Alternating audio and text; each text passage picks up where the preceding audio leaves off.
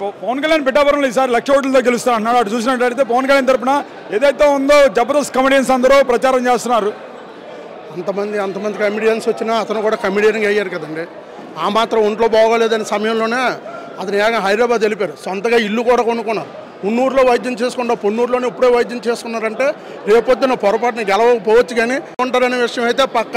అతనికి ఎంతైతే తెక్క ఉందో అంతకన్నా ఎక్కువ అక్కడ ఉంది. లెక్క అంతా కూడా మొత్తం బొక్కలో ఉంది. వంగాయ గీత గారు గత ఇంచుమించుగా 20 సంవత్సరాలుగా ఎంపీపీ చేశారు, ఎంపీటీసీ చేశారు, జడ్పీటీసీ చేశారు, ఎమ్మెల్యేగా చేశారు, ఎంపీ చేశారు.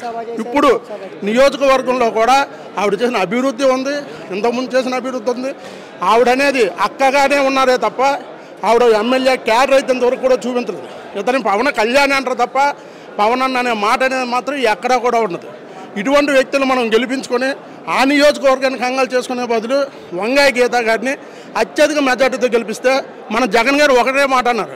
వంగాయ గీత గారు మన అక్క, ఆవిడని గెలిపించకండి, ఊరు అభివృద్ధి ఇంకా ఎక్కువ చేస్తారని. కిందటి 5 సంవత్సరాల్లో చేసిన అభివృద్ధిని మించి ఉన్న చాలా చిన్న ఉన్నాయండి.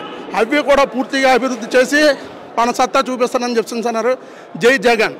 కానీ ఒకటి చివరికి మాట చెప్పండి, నేను తొక్కేస్తాను, నేను పాతాళానికి జగన్ నా 4 బెళ్ళం, ఇలాంటి చాలా మాటలు అయితే మాట్లాడుతాను పవన్ కళ్యాణ్. ఇలాంటి మాటలకి అసలు పవన్ కళ్యాణ్ ఓట్లు వేస్తారంటారా? అసలు ఈకపోవడం మంచిదండి. అలాంటి వ్యక్తికేసి కంగాలు చేసుకునే దానికన్నా అటువంటి వ్యక్తిని పక్కన పడేయడం మంచిది.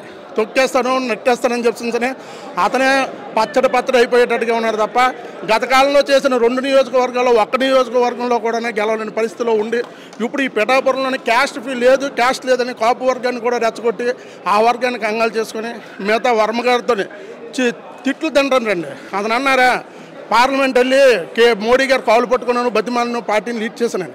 అంతకన్నా ఘోరంగా వర్మ అనే వ్యక్తి పిఠాపురంలోనే ఎమ్మెల్యే కూడా ఇంతకుముందు గెలిచి ఉండొచ్చాము పూర్తి నాకైతే తెలియదు కానీ అటువంటి వ్యక్తిని కాళ్ళు బేరాలకు వెళ్ళి అతన్ని కేక్ తినిపించేటప్పుడు తినిపించకపోయినా సరే అతని బతిమాలి కేక్ పెట్టించుకుంటానంటే అతని మీద అయితే వర్మ గారికి కూడా పూర్తి విశ్వాసం లేదు. ఎందుకంటే గెలవరని విషయం ఒకటి. రెండోది గెలిచినా సరే ఈ నియోజకవర్గంలో ఉండరు. జనసేన పార్టీ తరఫున కానీ టీడీపీ తరఫున కానీ ఉండే కూటమి మొత్తం అందరూ కూడా కలిపి కంగాలే చేస్తారు తప్ప గెలిపి ఓట్ల మీద కంగాలు ఉంటారు.